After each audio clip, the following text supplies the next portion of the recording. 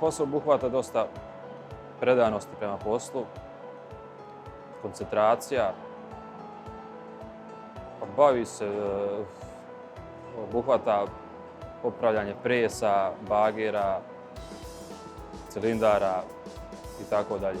Završio sam školu u metalsku za mehaničara mašina.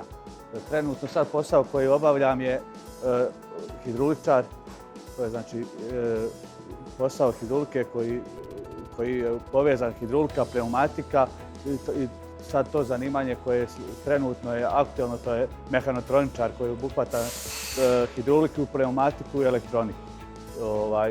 Kada sam završavao tu školu, tada nije bilo to zanimanje.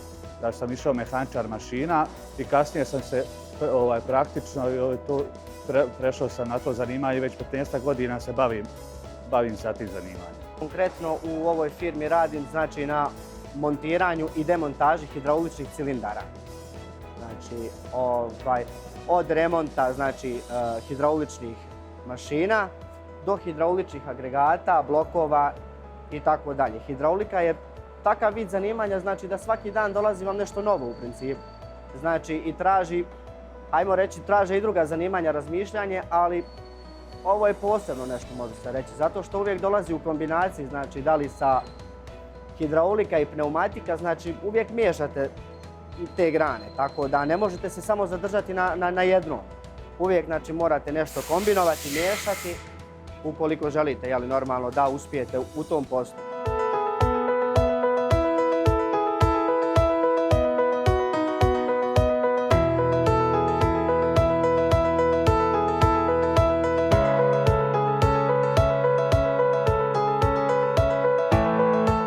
Hidrolika obuhvata dosta, kako bih nazvao, firmi, mašina i vrlo je potrebna u svakoj firmi.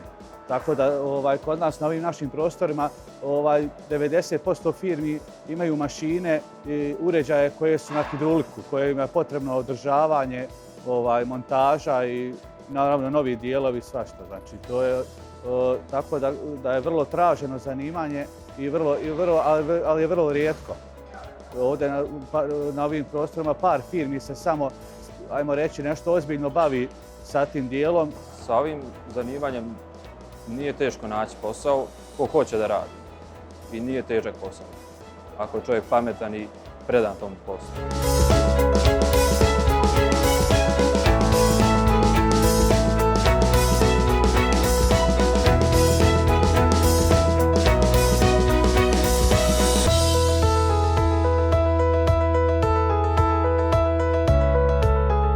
Škola se mora završiti kako god da okrenete. Ja nisam imao tu mogućnost u tom periodu, znači da baš upišem ovo.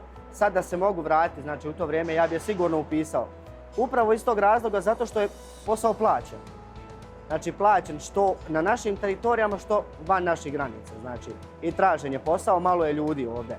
A isto tako kažem vam, znači možete uspjeti u njemu.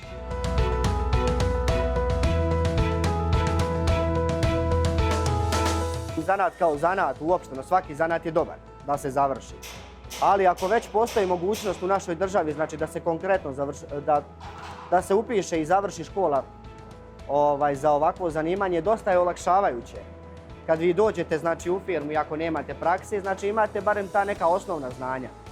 Za razliku od nas koji nismo to završili pa smo morali bukvalno krenuti od same nule. Ali opet kažem vam, ako čovjek ima volju i želju, sve se može.